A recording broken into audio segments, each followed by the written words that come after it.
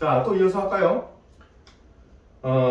그 하이카 운전자 상해보험은 그래서 이제 그 세 번째 장 보시면은 상해보험과 산재보험, 그 다음에 목적자금, 이 세 가지 필요성.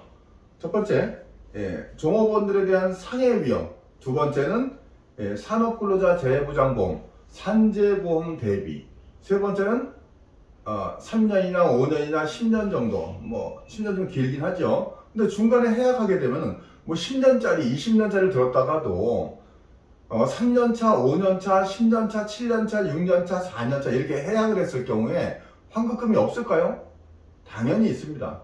꼭 3년 납, 3년 만기를 해서 3년 만에 만기금을 찾을 필요가 있을까요? 그것도 우리의 착각이에요. 3년 납, 3년 만기는 만기가 3년이기 때문에 3년에 계약이 종료되는 거죠.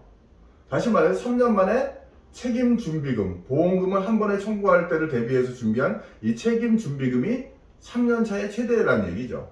근데 예를 들어서 10년 납 10년 만기의 운전자 보험을 가입했을 때 적지 말고 10년 납 10년 만기의 보험을 가입했을 때 우리가 3년 차 정도 되면 책임준비금이 이 정도 쌓이게 되는 거죠. 보험금을 지급하기 위해서. 5년 차 되면 요만큼 쌓이겠죠? 7년 차 되면 이만큼 쌓였다가 10년 차 되면 이렇게 떨어진다든가 이런 패턴을 가지고 있는 게 보험회사의 그 보험금을 지급하기 위한 책임준비금의 지급 방식입니다.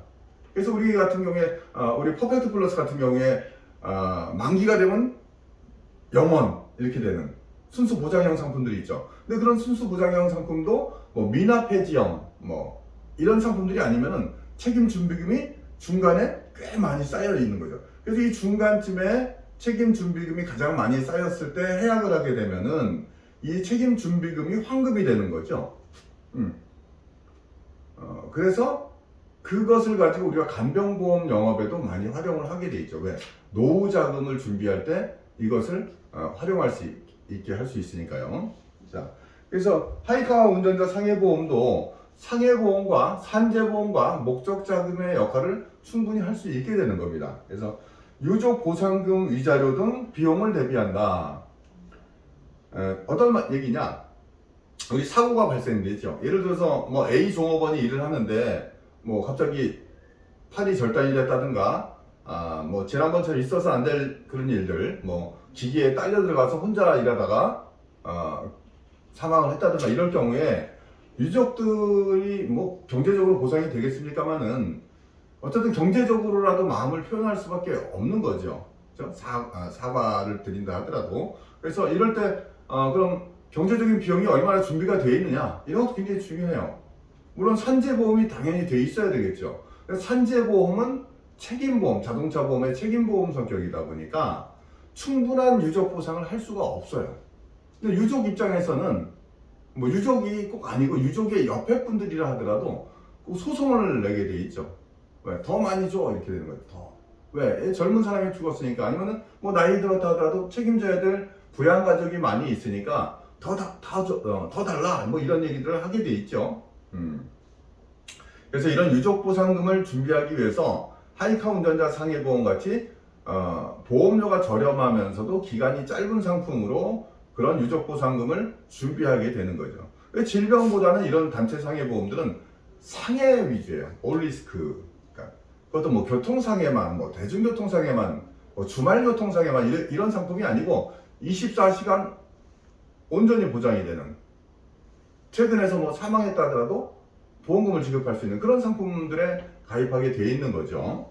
그래서 또는 우리가 지지난달에도 이제 받았지만 월납 50만 원짜리 그런 것들은 이제 뭐 한 5년짜리 기준으로 해서 그 5년 동안 근무하고 퇴직하는 직원, 또 퇴직을 하지 않는다 하더라도 그 직원의 퇴직금 중간 정산 비용으로, 퇴직금 중간 보충 비용으로 활용하게 되는 거죠.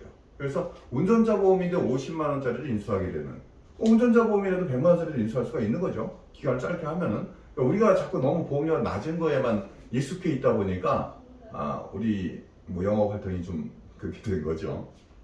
그래서 사례를 하나 보면은 소규모 5인 미만의 인테리어 업체 직원을 근무하는 A씨는 작업 중 사다리에 떨어져서 머리를 크게 다친 후 뇌출혈 진단을 받았다. S06.5 진단을 받았다.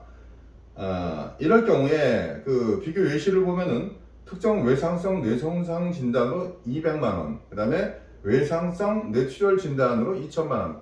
물론 이거는 외상성 뇌출혈 진단이 2천만원인 거죠. 근데 이럴 경우에 뭐 그냥 일반적인 뇌출혈 진단에 뭐 3천만원 가입돼 있다. 그럼 중복으로 받을 수 있을까요?